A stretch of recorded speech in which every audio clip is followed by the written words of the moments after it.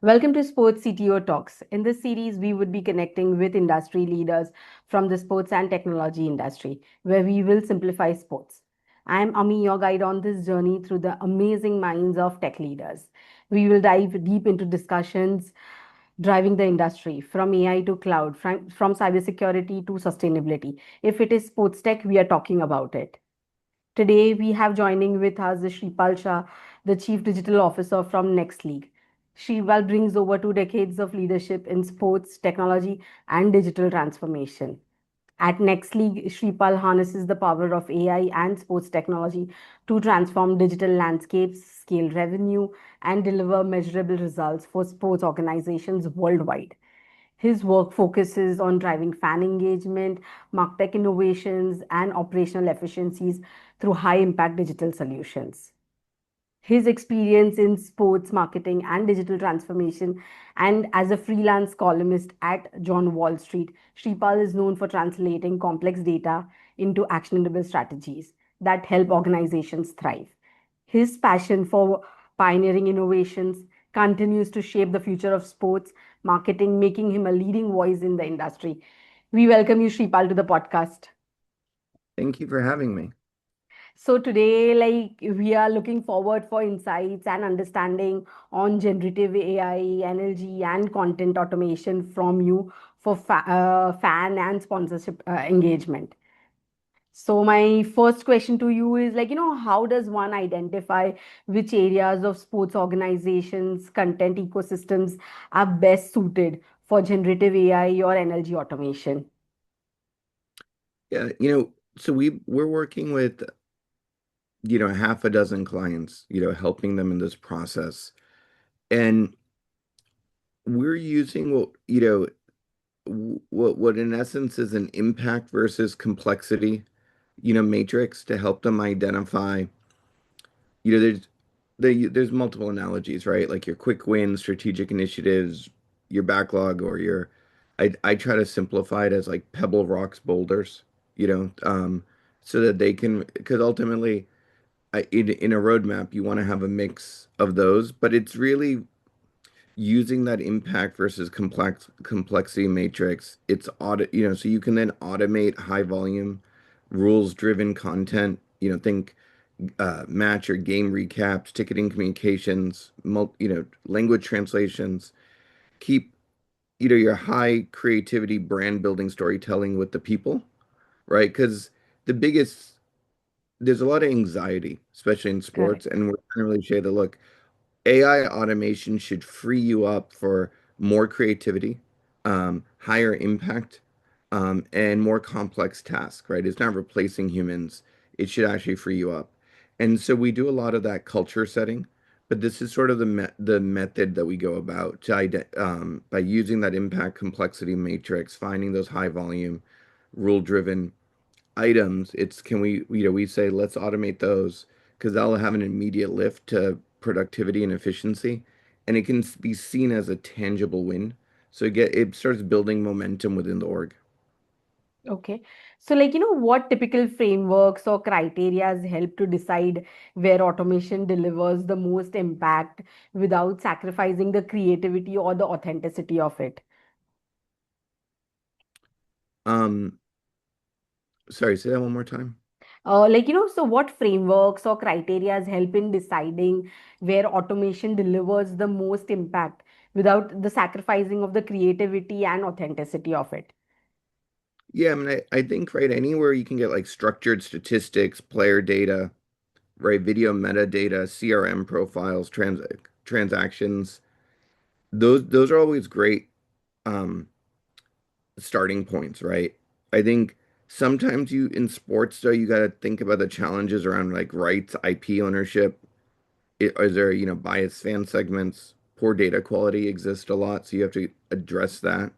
And that can usually be solved with a data governance framework, right? So you're ensuring that there's, rights clearance, you can run bias test and validate everything before training any models or starting any automation.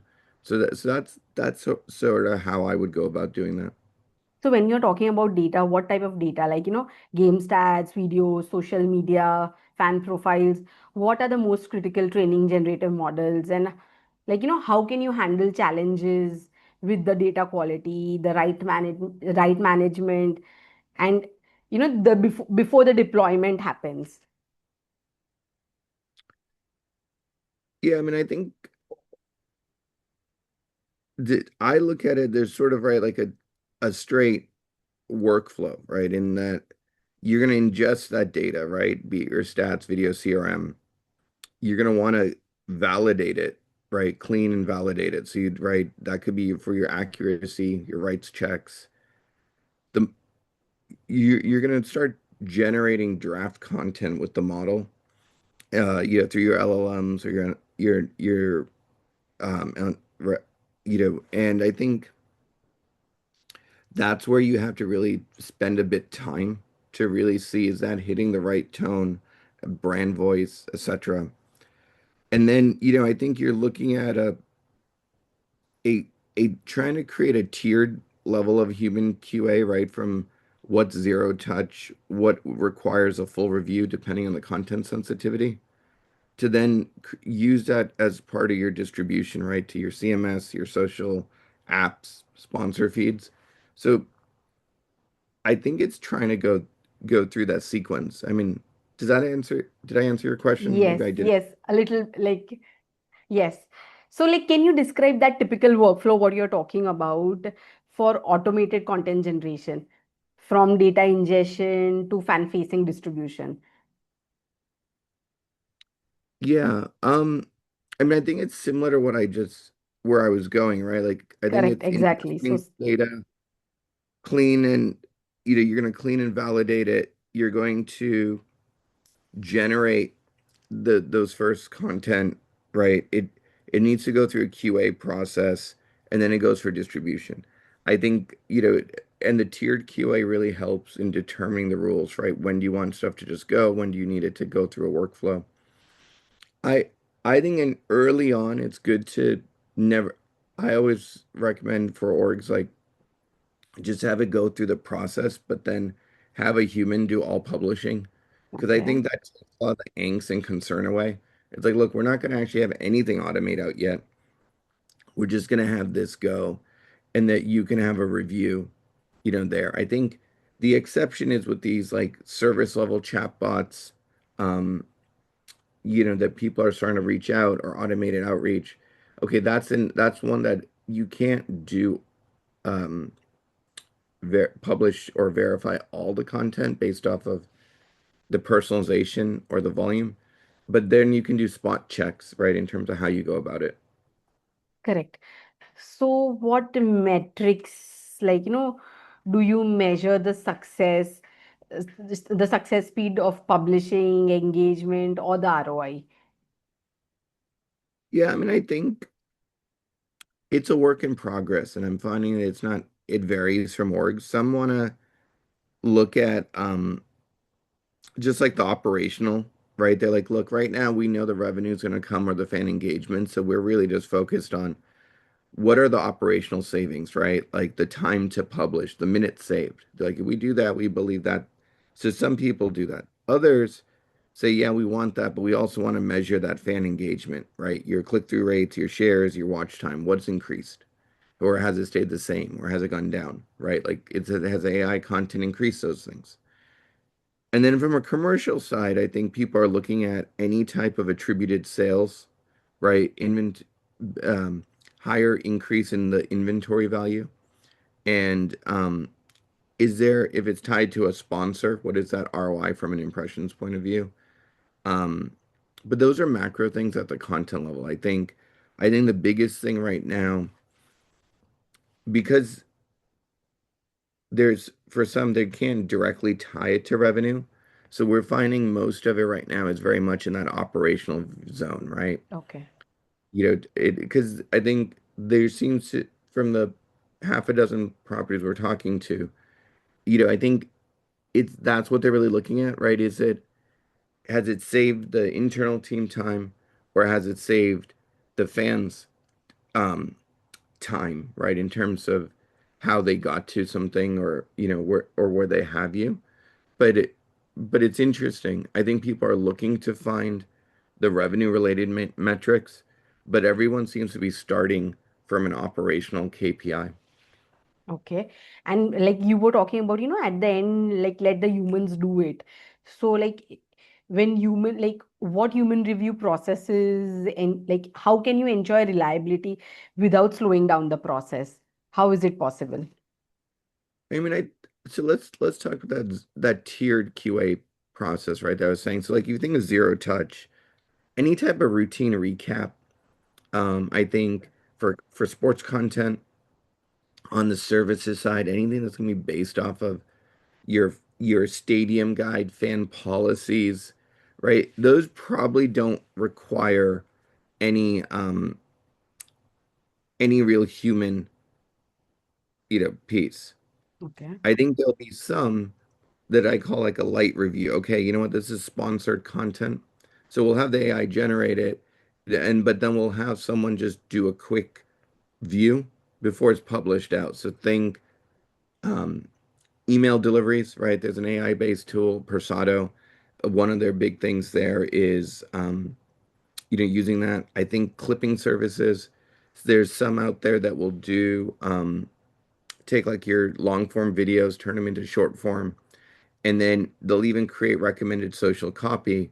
But that's a good one where instead of just automatically publishing out that 15 or 30-second highlight powered by the sponsor, there's a human just scanning that to make sure the content, because sometimes the slang, the regional vernacular and things are things that the AI models don't always pick up. People are now working to develop that, but Okay. at a general level, Hmm. it can miss those things.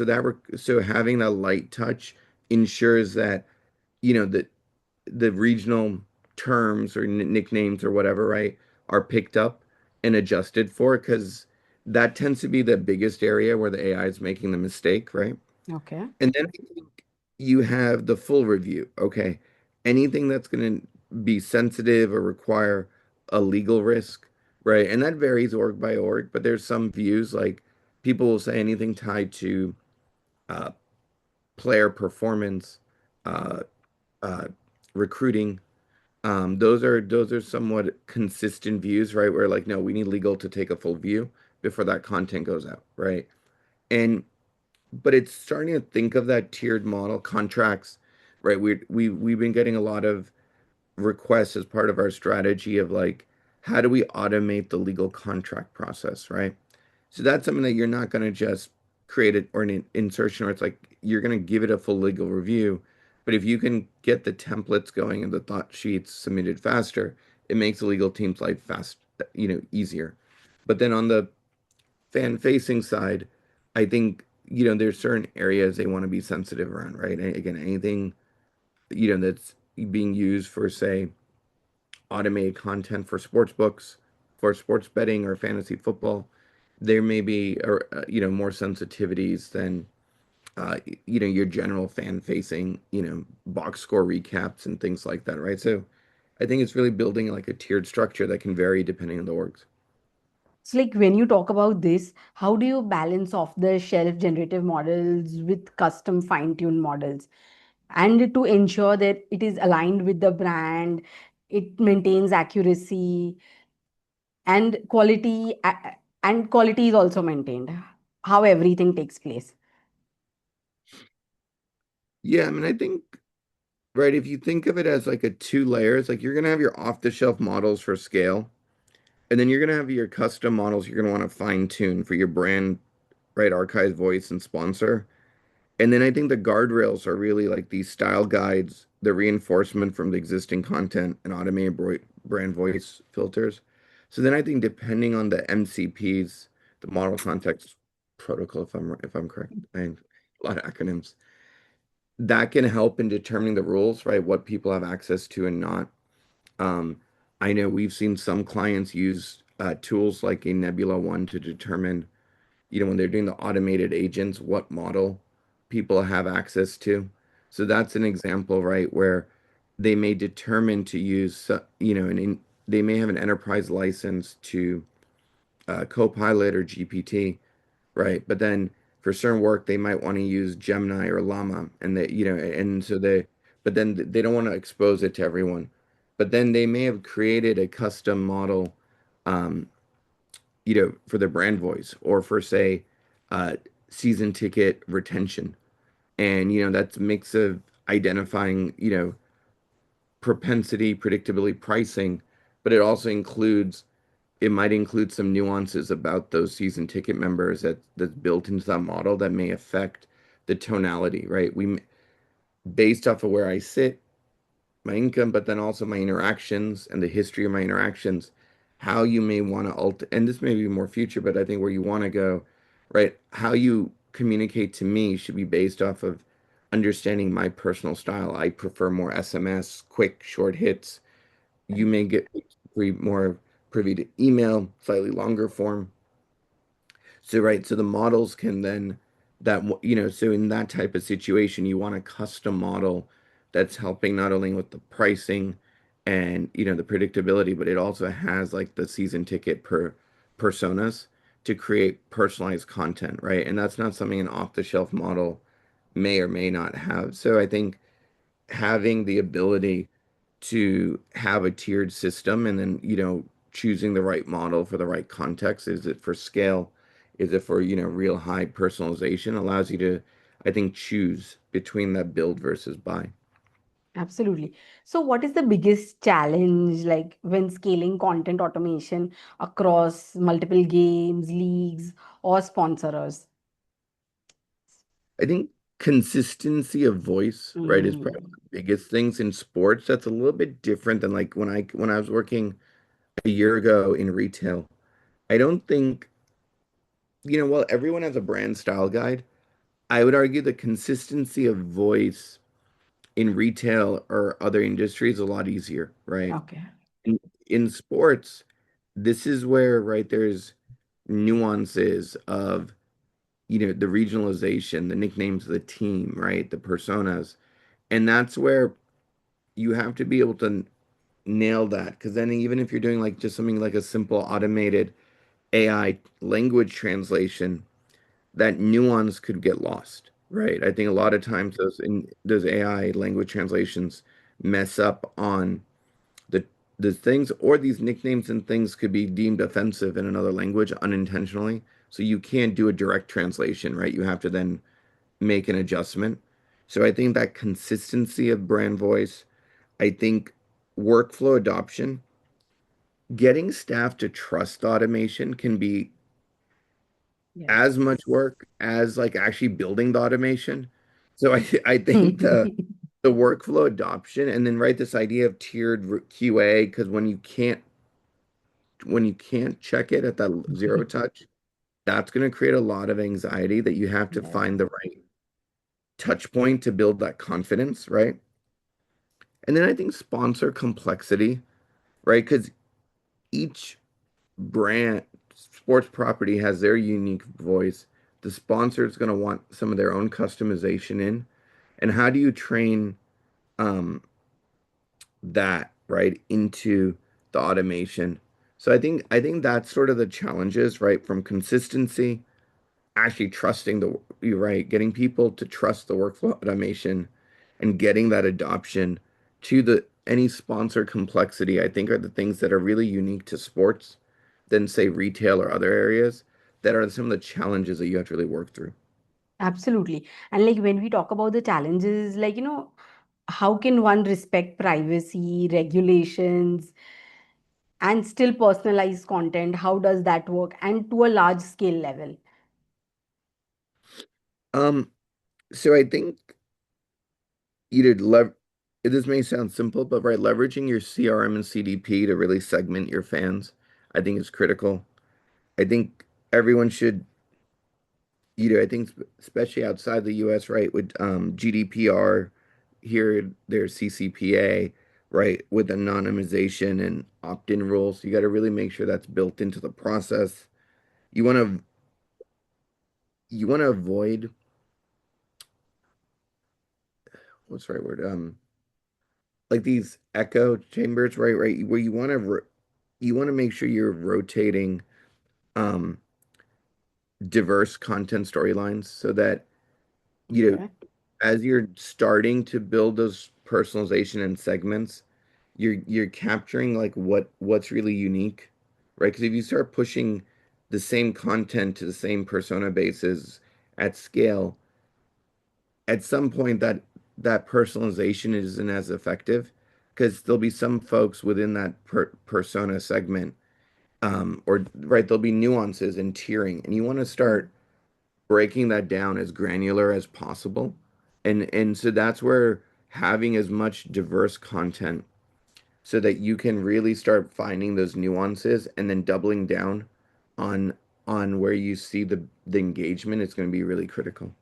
But I think for privacy, um, where you went, um, I think if you can leverage that CRM CDP, the MCP for the models really determining what do you want the AI models to have access to or not, right? I think like I use analogy for folks that's like an air traffic controller, right? In terms of the AI can only have access, where can they go, what can they have access to, and what can they not.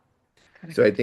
I think a mix of those two things will be really helpful in protecting the consumer privacy so that you are GDPR or CCPA compliant. But I think the big thing there is also trying to really get to those micro segments because that's going to ultimately like deliver the best content. Then you can also use that to really create guardrails on how you approach things. Okay. So like there are a lot of upcoming generative AI technologies, like it can be synthetic voice, video, real-time generations. So like according to you, what excites you more, or what you look forward that this is a interesting. Yeah, I am I am really excited about voice AI. I think it is something that it's a weird dynamic. I think you'll find some people who are hesitant, Okay. but when they start seeing the quality of the voice AI, all of a sudden the biases and the perceptions against it are changing. I think there's a realization of in a ticket office or a box office, there's only so many people. And there's so much times the calls coming in aren't about ticket sales. It's about other things like, what size bag or purse can I bring? Can I bring an umbrella? Do you have vegetarian concessions? Do you have this, right? Correct. And those things can be solved in that. And then I think for those who are worried about backlash, I would say, well, what's the alternative? IVR, press one for this, press two for that, or the hold music for 20 minutes. I'm like, is that really a better experience? Right? Long as you can really mix that with humans. So I am very bullish about voice, and I think you're seeing the industry starting to come around. I think there are better um, highlight generation or clipping services coming out. I think Spectator AI with what they're doing with on the AI agent side. There's Overlap.ai at YC with their AI agent, which is created around creators that will take a long form podcast and turn it into uh, Yes. the short form clips. And they've already scaled to thousands of people, and it's super low cost. I mean, WSC has always been there, has been around in sports for a while, but I think there's a lot of up and coming folks coming there. And then I'm really, again, going back to voice, but in a different way, the language translation, I think is between what like Cam.ai and LingoPal are doing. I think that's phenomenal as well. And, so that's a different type of voice than, the services, bots that like the SATA, that are out there where, and then, there's even like the vocal or what was staked AI, like these up and coming platforms that are providing CMSs in essence to take any prompt or short form content and they're creating conversational voice content for folks. So I think they're early on, but I think there's a lot there. So, I mean, those are the areas that I'm the most excited about. Okay. So, but with so many new things coming, like there are risk of deep fakes, misinformation, IP issues, like, which sports organizations should take care of at the end of the day. So, like, how does that work? Like how to avoid the deep fakes or How to avoid it, or how to minimize the risk of IPs or spreading of misinformation, how to do that with AI and so many other things coming in now. I mean, I think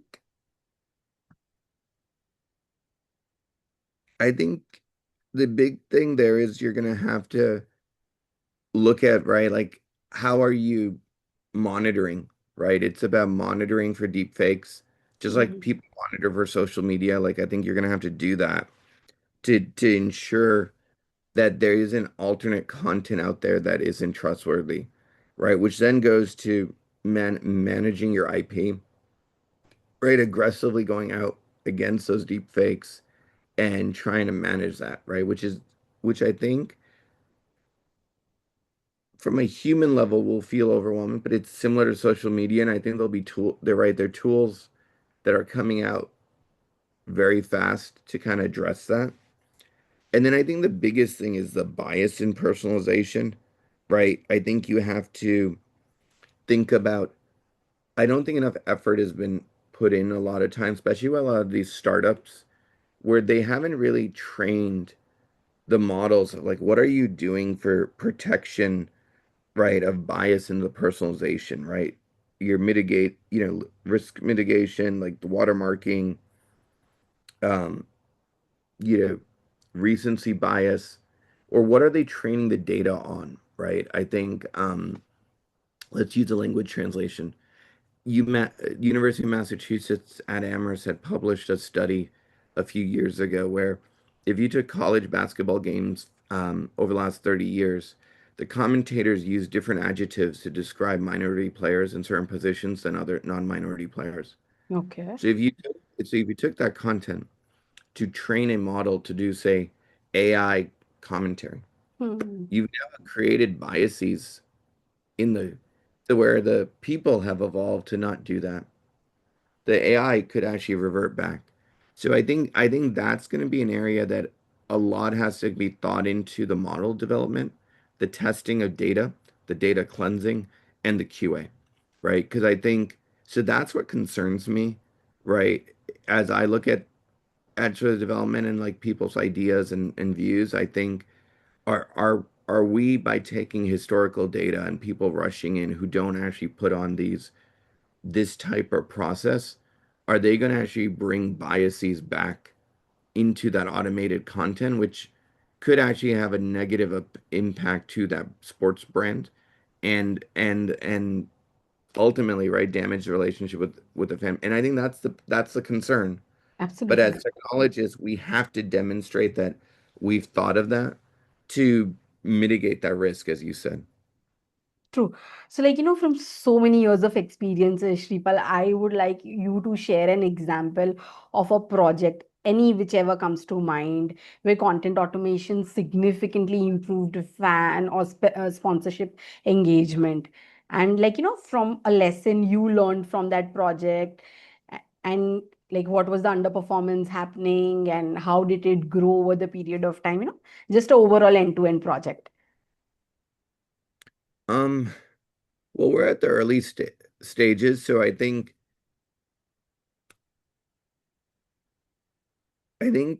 in sports that I have outside of the WSC like type work, I haven't seen anyone really do a lot of that content automation at scale. I think I'm having a lot of conversations of folks wanting to go down that journey.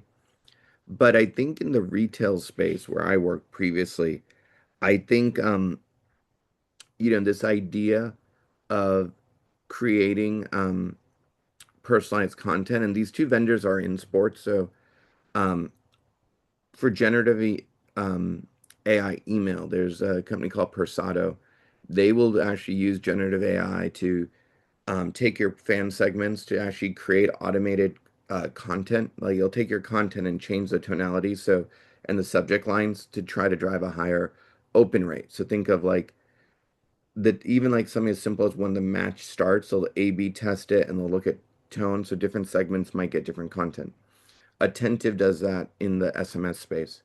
So those are areas that I've seen for me work really well in the retail space with my prior life job personally. I know they're working, like in the case of Persado, they work with uh, a handful of baseball teams.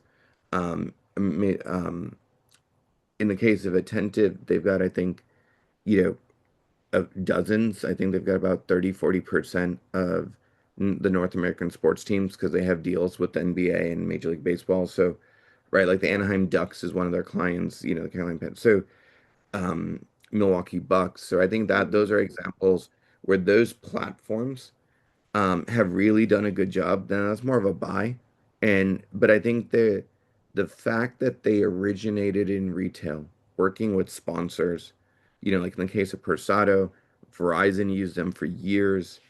I used them at the parent company of Sears and Kmart. Um, it had been going on even before there was really generative AI, right? So it had been battle tested. So introducing that to sports, you're taking something that's already probably been used in essence by hundreds of millions of folks. Attentive is being used by all the major retailers, hospitality industry. So again, so that's where I've seen the success, and I try to draw folks. I think some of your quick wins could be by taking products that have done really well outside of sports that could go well. Because I think in the sports space, like I said, these are the types of projects we're just starting to engage in, but it's early on, so I can't give you like the sports where your question was, right? I don't have the sports case study or Understand. win. I mean, there's reported for my column, right? I can tell you that like, right, there's different European like soccer football clubs talking about how they've cut their recap publishing time from hours to minutes. You know, And then, right, you'll hear about like chatbot case studies a lot. There's a company called Satisfy Labs. A lot of Yes. their teams will talk about how it's helped them drive X 100,000 in extra um, ticket sales, right? Correct. So I think those are wins, and I've seen that. I think um, where it's not fan content or like the generative AI but I think the properties that I've worked with that are using Satisfy have seen a demonstrative lift in ticket sales.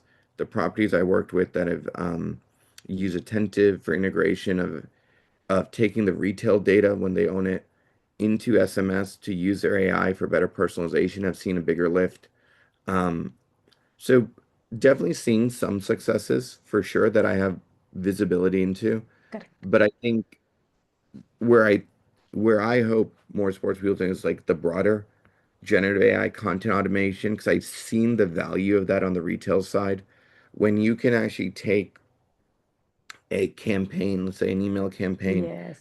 really personalize that, hit 3 to 5 million active members where it's fully personalized, but also in real time, in essence, do automated A/B tests for subject line, tonality, and all those things, and then being able Absolutely. to match that where you can get to say 50 to 100 persona segments. That's the stuff that I think will really drive the ROI and be the game changer in sports. So I'm very bullish on that, and it's because I've seen it, for 7 years in Exactly. retail, and I can give, I know it was driving attributable 8 figures in revenue lift. So that's one of the what I call a hero use case. I talk to a lot of Correct. sports properties around, is that I believe if you're trying to show get a demonstrable increase in both engagement but also potential attributed revenue, I think these type of content automation platforms need to be there. But I think where sports properties are, they're early stage with their governance, their enterprise license, and their roadmap. And I think what we'll see, what I suspect is as we go into like early 2026, I think this will be the trends that we're going to start seeing at scale. I think right now we're seeing this trend of like properties like, wait a minute, I need my AI policy. I Hmm. need some guidance. We need to Correct. build our roadmap. Are we going all in on Copilot or ChatGPT or Google Gemini or whatever? So so right there at that stage, and I think if we go to like spring, summer next year, I think this is going to be the one of the biggest use cases that I think you're going to start seeing being done at scale because I Okay. think it's going to have one of the biggest impacts. So, Absolutely. Shival, one last question. Like for organizations who are just starting with generative AI, what would be the minimum viable approach look like for them? What skill sets are required, resources required, and what should they prioritize first to ensure a strong foundation? yeah, I mean, I think you want to start small, right, with structured low risk use cases. I think you could say, right, you want to prioritize data engineering or prompt, but I think the big skill set that we've been helping a lot of organizations with around training is prompting. I I, I literally go into organizations say prompting is the new Excel, right? What knowing Excel macros and formulas meant, you know, 20 years ago, prompting is going to be that skill. So I think the starting point is once you have like your enterprise licenses, how do you train people to understand the prompts based off their departments, right? Be it sales, partnerships, ticketing. And I think the low risk quick win is like, okay, I'm using that for better prospecting, um, researching my clients. I'm using it for um, automation of sales collateral. I'm using it to create a better for ideation. I'm using it for task around ticket sales, right? Configuring your FIVO links, doing your social media posts.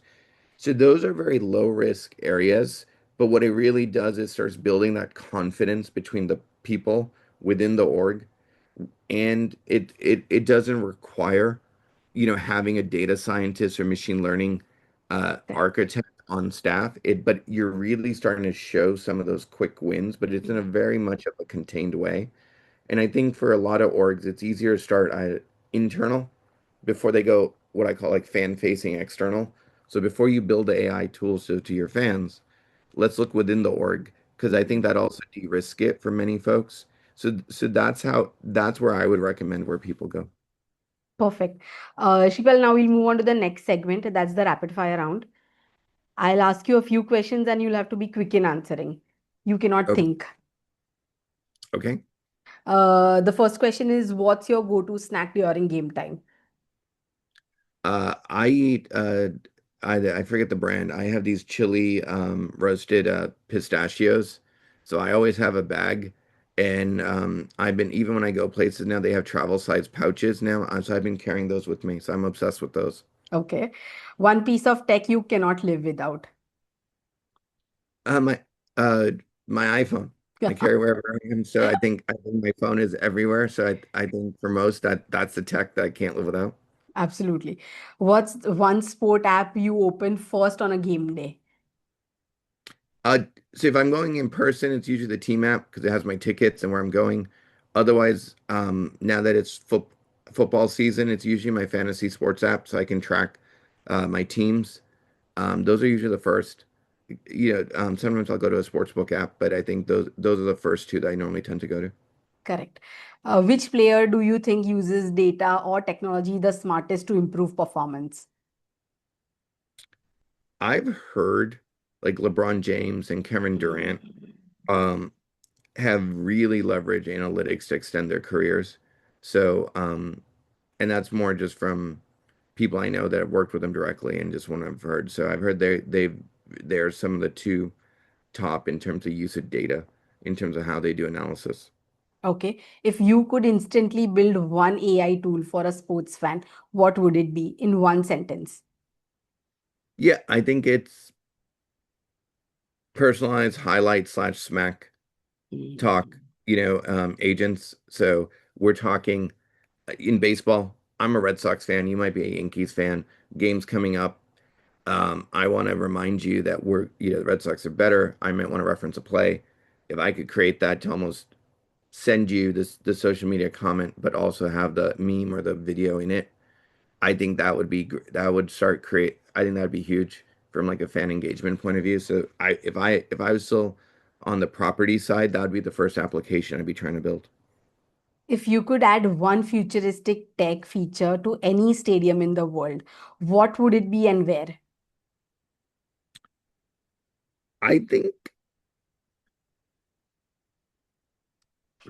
I know it's quick. I Quick, think quick. AR overlays, right? I think somehow to be able to, I think with where Meta is going with the Ray-Bans and everything, Mhm. being able to create real-time AR overlays really in two areas. Wayfinding is still not great at live. Like the newer stadiums are getting better, but when you think of like events like um, tennis, golf, snowboard, skiing, right? Wayfinding is a challenge. And then I think the stats and the commentary, like I've been to live events, and sometimes what you really miss is you don't hear the commentary for certain sports or you don't have the stats. So I think having, you know, the live AR that's personalized that can connect with these new Ray-Bans and Oakleys and Meta's coming out with others, that's something that I think, but if that could scale to even beyond that, like in a futuristic stadium, I think that'll create a much more personalized experience. Okay. Holograms in stadiums or VR at home. Which would you choose for future of fan engagement? I'm not a big to date, I don't love how the holograms in stadiums look, so I'm probably gonna say VR. I think long term, I would probably say holograms in stadium. I just don't feel like the tech is there yet. I applaud those that are pushing it. I just think we're, you know, I think that's a hard one, So I think the VR at home, I think for those who have the VR devices, I think people don't realize how phenomenal some of that experience can be. It just hasn't had the adoption yet. Correct. Last question. Who is your favorite player of all time? That's a easy one. Come on. Yeah. So I grew up in Boston. I loved Larry Bird. I was a huge this doesn't seem contradictory now, but I was a huge Bryant fan. So but I could never root for him when he was playing the Celtics. But those are the two players that I really like. Okay. Now answer what is generative AI, NLG, and content automation for fan and sponsor engagement in 30 seconds. Say, say that again. You'll have to answer this question. This is the last question of the podcast. Yeah. In 30 seconds, generative AI, NLG, content automation for fan and sponsor engagement. D so sorry. Describe that in 30 seconds. Correct? So generative AI is it's gonna, oh my God, you really,